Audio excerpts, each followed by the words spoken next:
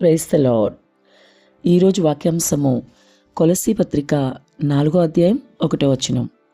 యజమానులారా, న్యాయమైనదియు ధర్మానుసారమైనదియు మీ దాసుల ఎడల చేయుడి. ఆమెన్. ప్రభు ఈ వాక్య భాగం నుండి ఈరోజు మనతో ఏం మాట్లాడుతున్నారో చూద్దాం.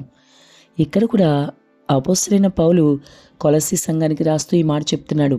యజమానులకు మంచి మాట చెప్తున్నాడు.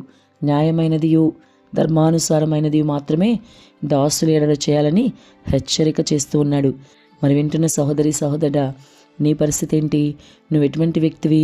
నీ దాసుల ఎడల నీవు మంచిగానే ప్రవర్తిస్తున్నావా? యజమానిగా ఉన్న నీవు నీ దాసుల పట్ల న్యాయంగానే నడుచుకుంటున్నావా? ధర్మానుసారమైనదే నీవు వారి కోసం చేయగలుగుతున్నావా?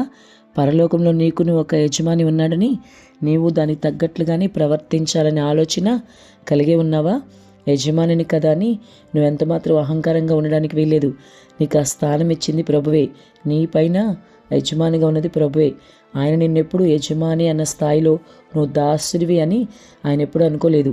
నిన్ను కుమారుడా అన్నాడు, అలాగే స్నేహితుడా అని పిలిచాడు, సహోదరుడా అని పిలిచాడు, ఎంతో ప్రేమించాడు. అలాగే నీవు కూడా నీ దాసుల పట్ల కలిగి ఉండాలి. ఏది విత్తుతావో అదే కోస్తావని మర్చిపోకు.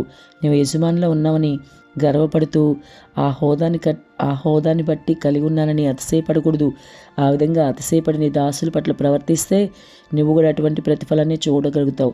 కాబట్టి జాగ్రత్తగా ఉండు. ఎంతమాత్రం దురుసుగా వారితో ప్రవర్తించడానికి వీల్లేదు. అహంకారంగా నువ్వు ఉండటానికి వీల్లేదు. అతిశయం ఎంతమాత్రం నీలో యజమానినని ఉండకూడదు. నీ యజమాని యేసు కనికరపూర్ణుడు కనుక నీవు కూడా అదే కనికరాన్ని నీ దాసులు ఎడల కలిగి ఉండాలి.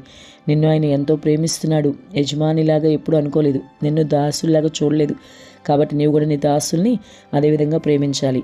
నీ యజమాని నీకు మేలైనదే చేశాడుగా అన్ని విషయాల్లో నీవు కూడా నీ దాసుడికి మేలైనదే చేయాలి. ఇప్పటికైనా నువ్వు ఎలా ఉన్నా, ఇప్పటి వరకు యజమాని అనే అహంకారంతో నీవున్నా, ఇప్పుడే నీలో మార్పు తెచ్చుకో. ఈ వాక్యం నీ వద్దకు వస్తున్నప్పుడు నువ్వు సరి చేసుకో. అది నీకు మంచిది. ఇప్పటికైనా మార్పు తెచ్చుకుని యజమానిలా కాకుండా, అహంకారంగా కాకుండా ప్రేమగా నీ దాసుల పట్ల ప్రవర్తించు. ఆమెన్.